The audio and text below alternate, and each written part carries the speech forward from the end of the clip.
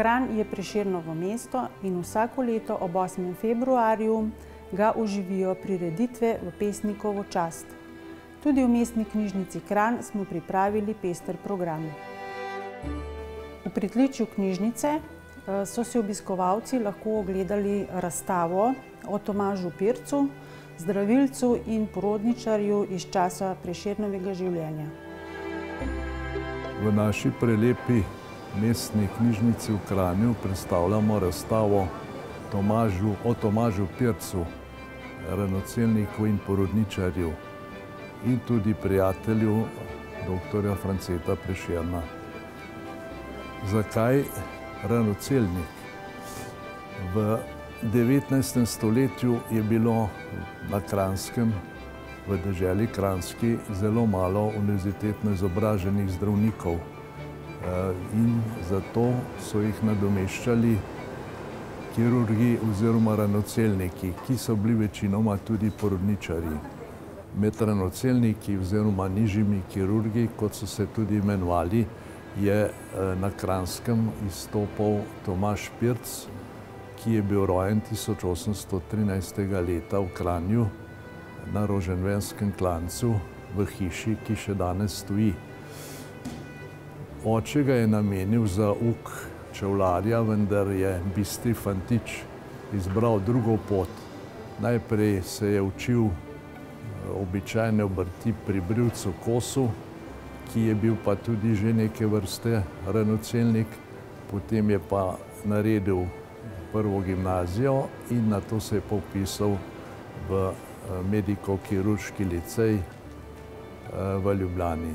Tam je opravil vse 3 letnike, naredil vse izpite in potem diplomiral kot izkušen, kot piše na diplomi, ranocelnik in porodničar. Potem se je zaposlil v Kranju in je tam delal v hiši na Mestnem trgu do leta 1850, nato se je pa preselil v Tržič.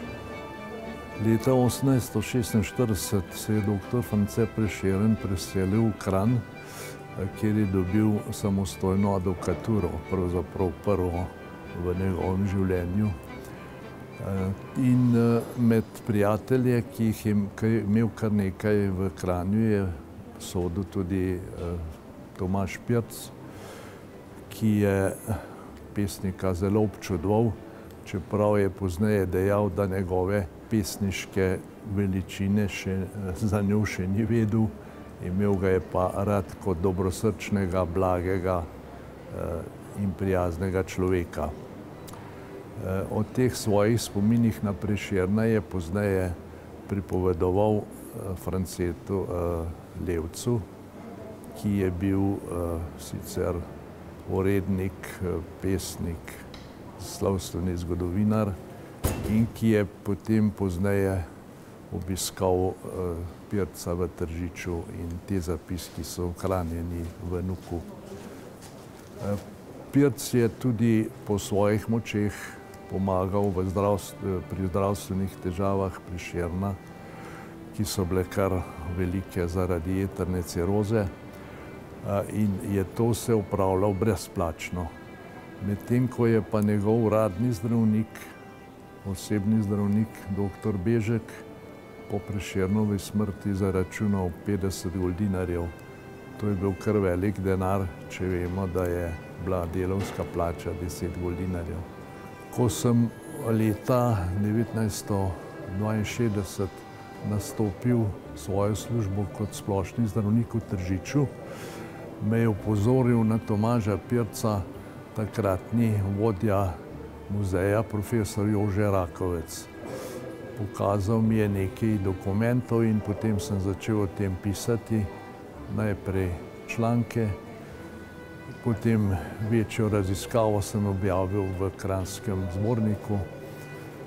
No in zdaj smo pa prišli do razstave, ki jo je priredil Tržiški muzej in nazadnje bo tudi šla v nekaj dneh knjiga o Tomažu Pircu.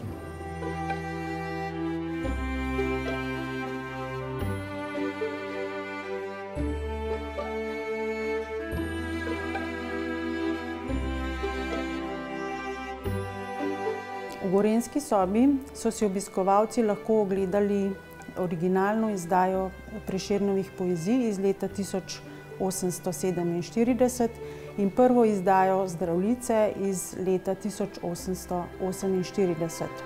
Obe deli sta del zbirke Prešernijana, ki jo hranimo v Gorenjski sobi Mestne knjižnice Kranj.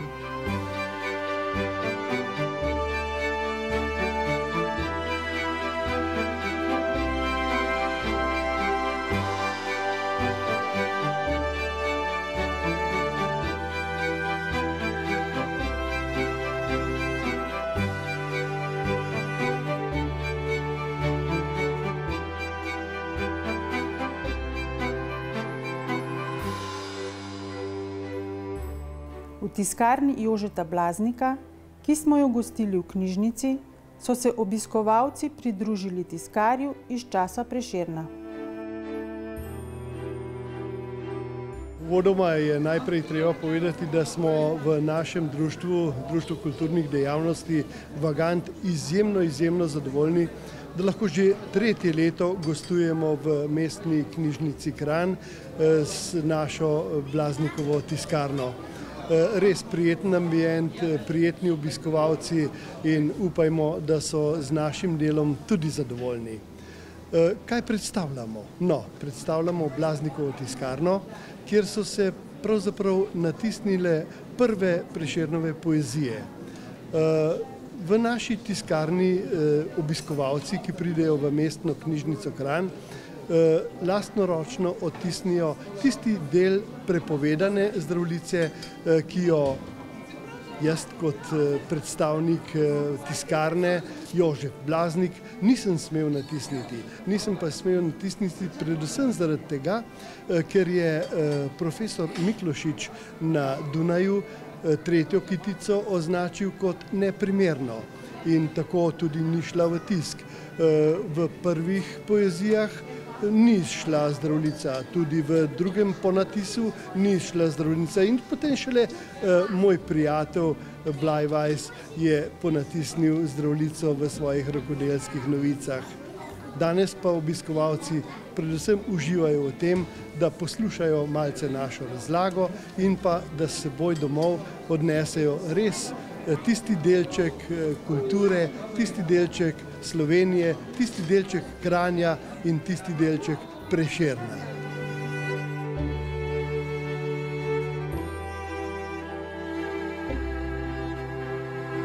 Kranj, knjižnica in njeni obiskovalci tudi danes dokazujejo, da je slovenski kulturni praznik v Kranju Prešeren praznik. Danes smo gostili dve izjemni ustvarjalki, Jelko Reichman in Anjo Štefan. Obiskovalci in vsi skupaj smo bili navdušeni nad tem. Otroci so risali na temo ugank Anje Štefan, skupaj smo potem pripravili razstavo. Tudi obe ustvarjalki sta si ogledali to razstavo. Mislim, da je kranjski praznik ob dnevu kulture izjemen praznik in bo tak tudi v prihodnje.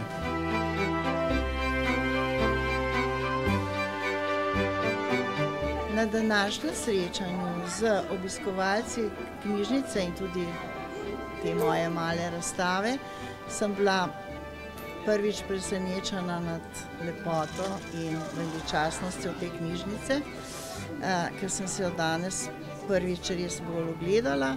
Drugič pa tudi, moram reči, da je bil obisk kar prisrčen, da nisem imela občutka kakšne prisile ali pa dolgočasja, da je stekel tako odkrito srčno, da sva obe, tako Anja Štefan kot besedna umetnica in jaz, da smo se kar dobro recimo pogovarjali z vsem, ki so nas prišli poslušati.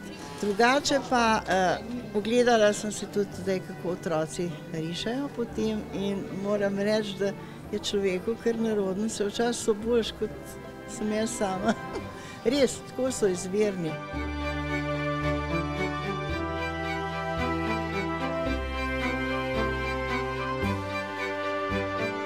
Ko sem pisala uganke, sem jih kar dolgo preverjala pri svojih otrocih. To pomeni, da sem vse, kar sem napisala, zastavila najprej svojim otrokom, da sem videla, če deluje ta uganka ali ne. In skozi to sem se mogoče tudi malo naučila, kakšne naj uganke bodo, da ne uganejo otroci teh ugank prehitro, ampak hkrati pa kaj naj bo v njih, da jim vendar omogoči, da to uganko rešijo. In zato mi je, pravzaprav se mi je lepo družiti z otroki skozi uganke. Jaz se z otroki skozi uganke največkrat družim tako, da jim uganke zastavljam, manjkrat tako, da bi gledala, kako oni na to rišejo. Ampak mi je všeč zato, ker uganke, ko jih zastaviš skupini otrok, otroke takoj zberejo skupaj in ob tem takoj so vsi v pozornosti, v gibanju, kaj bi lahko bilo, tudi če mogoče prej niso bili tako zbrani, pa toliko dobrih idej natresejo.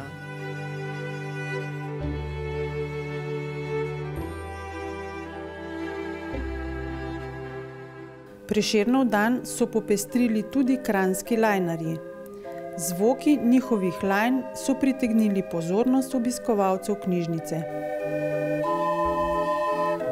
Prešernov praznik je na vsak način praznik vseh nas lajnarjev, slovenskih, pa tudi evropskih. Zakaj? Vsi vemo, da dr. France Prešeren je bil velik svobodnjak, Freigeist.